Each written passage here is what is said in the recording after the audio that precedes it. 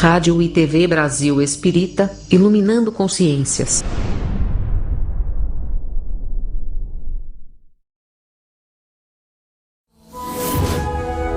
A Rádio e a TV Brasil Espírita apresentam o Evangelho segundo o Espiritismo e sua simplicidade. Apresentação: César Perry.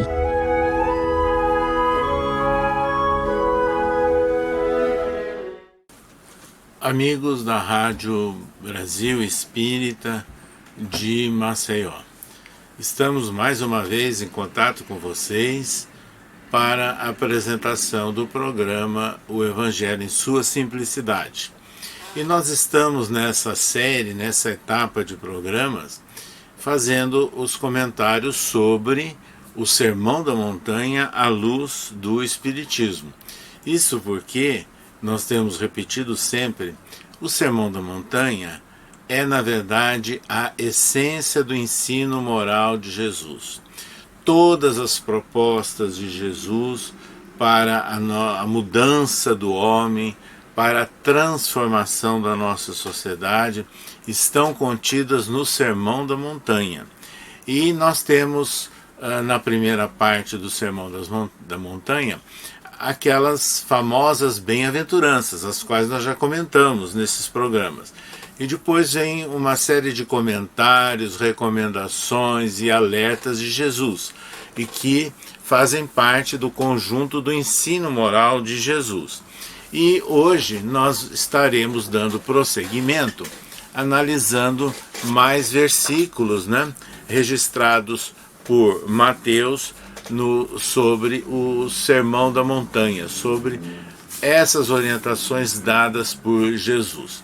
E há o versículo 5, aliás, capítulo 5, versículo 17, com o registro feito por Mateus. Não penseis que vim destruir a lei, ou os profetas. Não vim destruir, mas cumprir. Porque em verdade vos digo que até que o céu e a terra passem, de modo nenhum passará da lei um só i ou um só tio, até que tudo seja cumprido. Então, esse último já é o versículo 18 do capítulo 5 de Mateus. Então, nós temos aqui algo que é muito lembrado, dentro da literatura espírita. Não vim destruir a lei, mas dar-lhe cumprimento. Isto porque Allan Kardec, ele abre o estudo do Evangelho segundo o Espiritismo. O capítulo 1º do Evangelho segundo o Espiritismo é exatamente esse, intitulado Não vim destruir a lei. Então nós temos as considerações espíritas muito claras, efetuadas por Allan Kardec no capítulo 1 do Evangelho segundo o Espiritismo. Mas vejam bem, o que Jesus quis dizer? Não vim destruir a lei, mas dar-lhe cumprimento.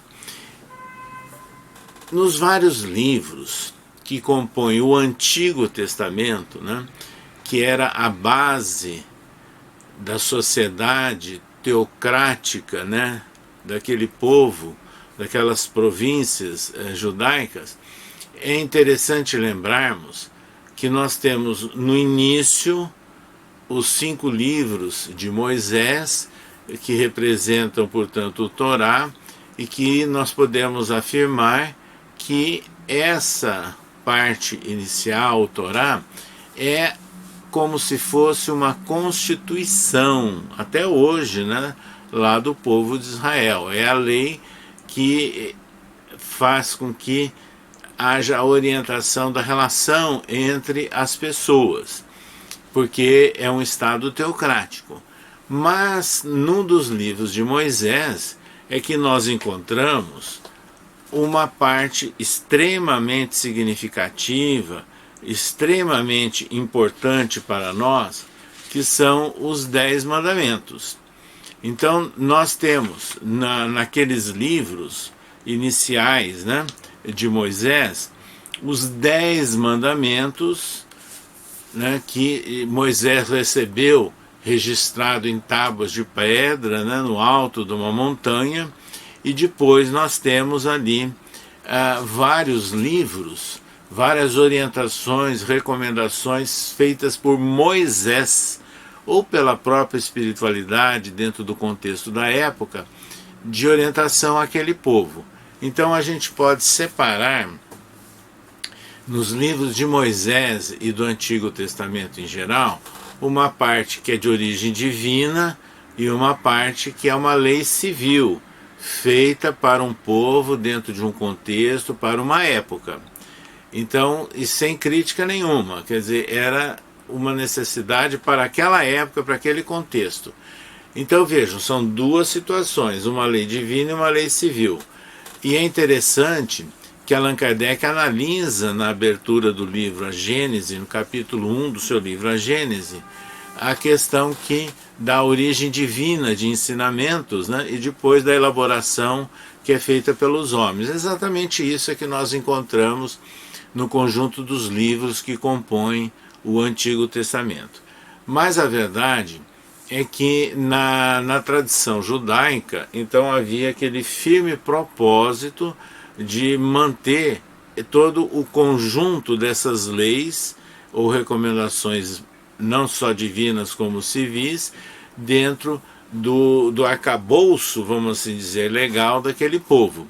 E isso era vigente na época de Jesus e era levado ao pé da letra pelas autoridades religiosas, pelos fariseus, pelos escribas, por todos aqueles que tinham alguma vinculação com o sinédrio, todos aqueles que tinham uma vinculação com a hierarquia religiosa da época. Então, havia inclusive discriminação muito grande, né, entre as várias províncias ali da Judéia, com a Samaria, com a Galileia, com Nazaré, etc., porque havia diferentes tendências de interpretação do Antigo Testamento ou de adoção do Antigo Testamento em cada uma dessas províncias. Então havia ali entre eles mesmo, eu diria, preconceito, e caracterizando, portanto, um judeu ortodoxo e aqueles que tinham lá as suas diferenças, né, de interpretação com relação ao Antigo Testamento. Sem falar que os outros povos, né, que não tinham aquela tradição da evolução, da trajetória do povo de Canaã, que era monoteísta, e os outros povos não eram monoteístas, então havia então uma discriminação maior ainda, né? Então de um lado estava, entre aspas, o povo escolhido, né, os descendentes das tribos de Canaã, e do outro lado os outros povos que não eram monoteístas. Então é esse o contexto em que Jesus viveu. E é interessante que em todos os momentos das suas pregações, das suas ações junto ao povo, ele era seguido por fariseus, aqueles homens zelosos, ortodoxos, que queriam colocar em xeque o que Jesus falava, o que Jesus praticava, na tentativa de incriminá-lo, de prendê-lo e de levá-lo a julgamento no sinédrio, porque viam o crescimento, portanto, daquela multidão que o seguia, do respeito que havia com relação a Jesus. E esses judeus ortodoxos, né, esses homens da época vinculados ao poder religioso, à tradição religiosa vigente, eles não aceitavam Jesus pela sua origem, pela sua característica, e que não tinha vinculação, portanto, com o Templo de Jerusalém.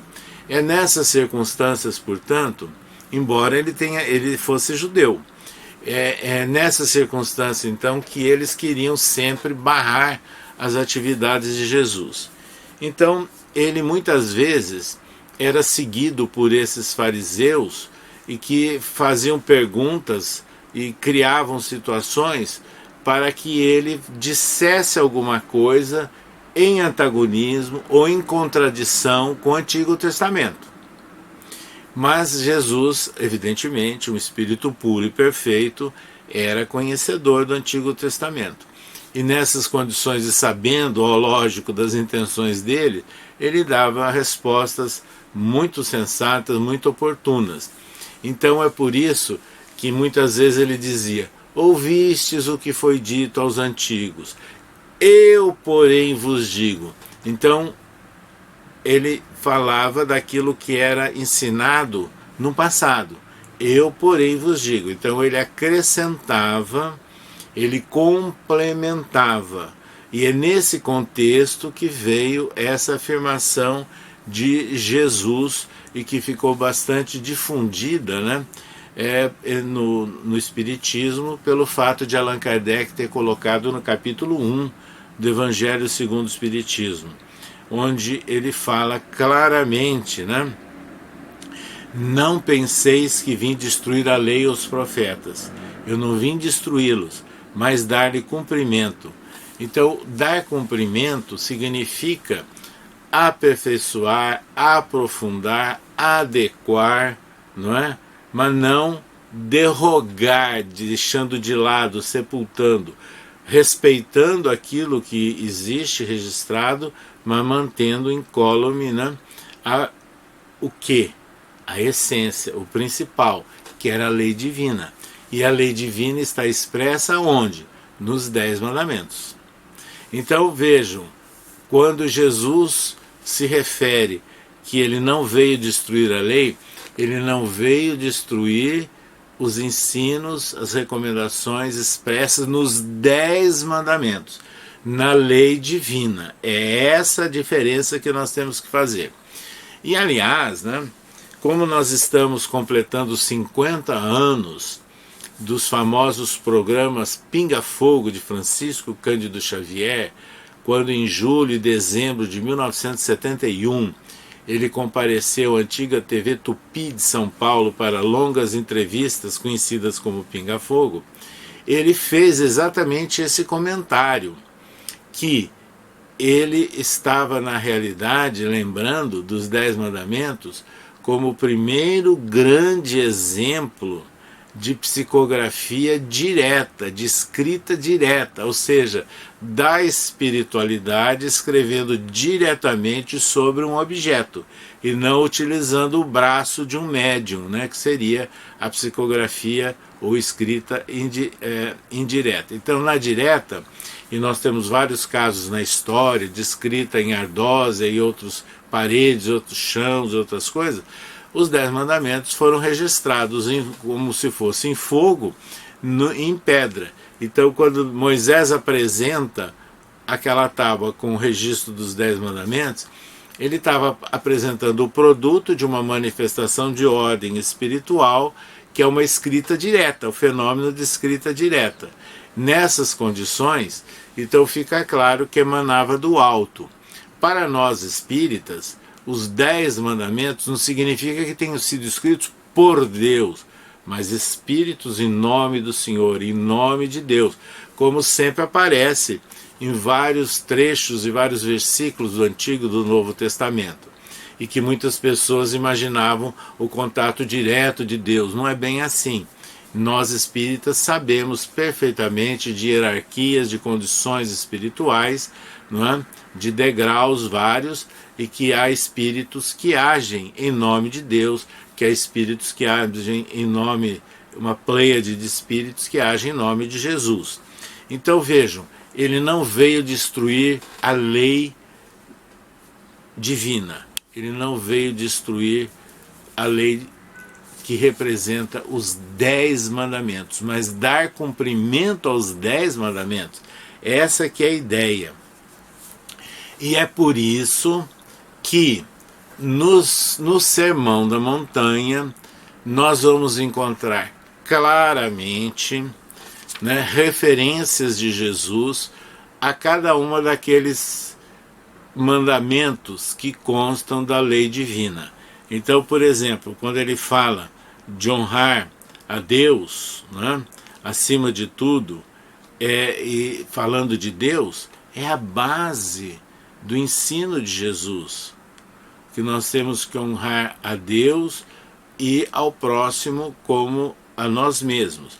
Então, nós passamos então a compreender que para nós homenagearmos e cumprirmos a lei divina, é através da concretização aqui na relação entre as pessoas. E não é só bater no peito e orando, orando, orando, inclamações a Deus, mas é na ação representativa, que consolida os ensinos que partem desde os 10 mandamentos e que foram referendados por Jesus. E aí ele parte então para falar dos outros mandamentos, e que fica muito claro no desenvolvimento do Sermão da Montanha.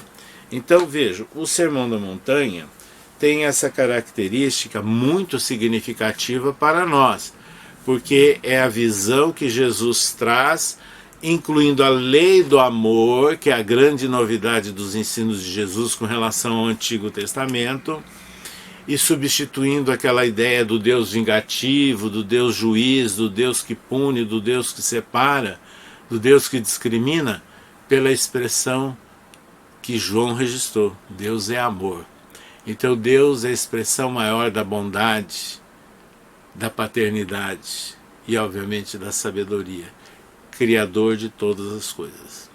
Então é nessas condições que nós partimos, portanto, para essa compreensão oferecida pelo Espiritismo de eu não vim destruir a lei, mas dar-lhe cumprimento.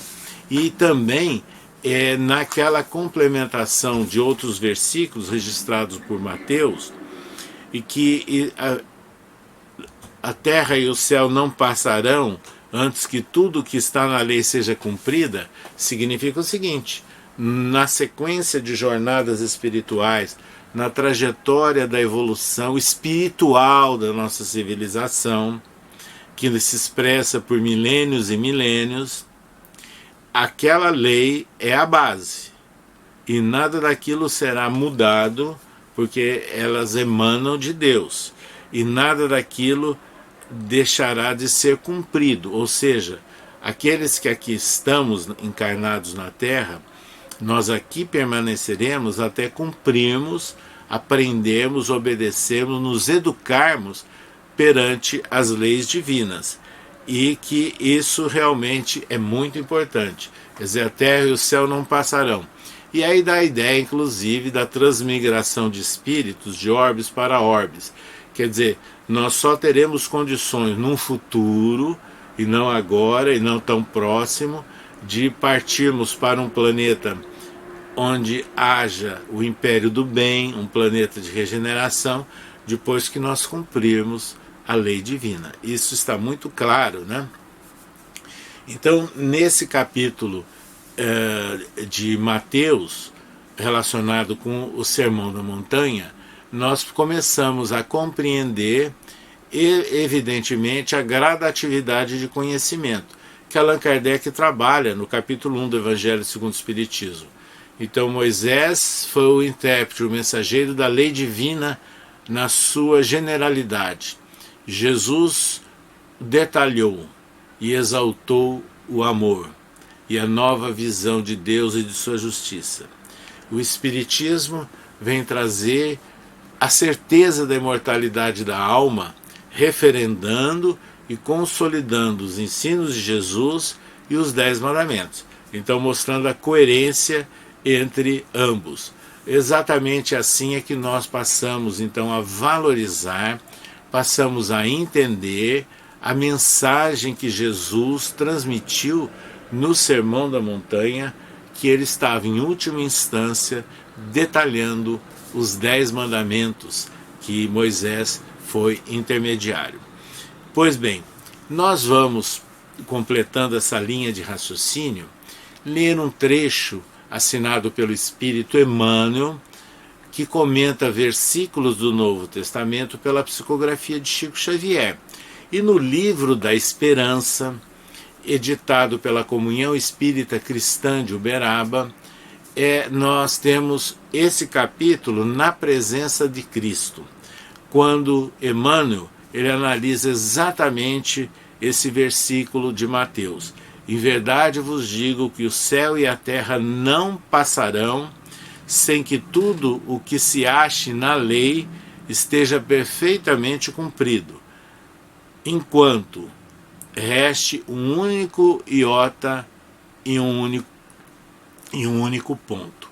Então, na verdade, é importante esse esclarecimento que Emmanuel nos fala, mostrando nessa sua análise pela psicografia de Chico, da evolução da ciência, superando muitos problemas e melhorando até o conforto ou reconforto da humanidade, a tentativa ao longo dos tempos de superar os processos de escravidão do homem pelo próprio homem, a liberação da mulher do martírio a que ela sempre foi submetida ao longo dos tempos, os desastres morais provocados pelo analfabetismo, pela falta de cultura, quando surgiu a imprensa e começou a difusão do livro.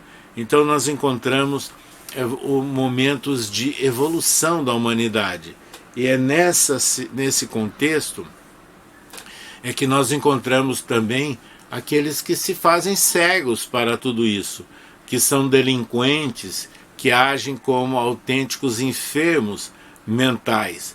E Jesus então mostra que a todos terão a oportunidade, terão condições de superação. Essa é a visão da justiça divina trazida por Jesus e aprofundada pelo Espiritismo. Então, nessas circunstâncias, comenta Emmanuel que a todos aqueles que gemem, que passam por dificuldades, por desprezos, por situações de esquecidos, diz ele, para eles, os que tombaram no sofrimento moral, a ciência dos homens não dispõe de recursos. É por isso que Jesus, ao reuni-los em multidão no topo do monte, desfraldou a bandeira da caridade e, proclamando as bem-aventuranças eternas, nos entregou por filhos do coração. Veja que palavras bonitas, que Emmanuel sintetiza sobre o Sermão da Montanha. E prossegue esse autor espiritual pela psicografia de Chico. Companheiro da terra, quando estendes uma palavra consoladora, ou um abraço fraterno, uma gota de bálsamo ou uma concha de sopa, aliviando os que choram, estás diante deles, na presença do Cristo, com quem aprendemos que o único remédio capaz de curar as angústias da vida nasce do amor, que se derrama sublime da ciência de Deus. É assim, portanto, é que nós passamos a compreender a beleza da lei divina, e que Moisés registrou uma parte da lei divina, que é a parte da relação entre as pessoas, mas a lei divina é a lei que rege a tudo no universo. Então hoje a própria ciência ela está aprofundando e nos fazendo compreender parcelas, nuances da própria lei divina.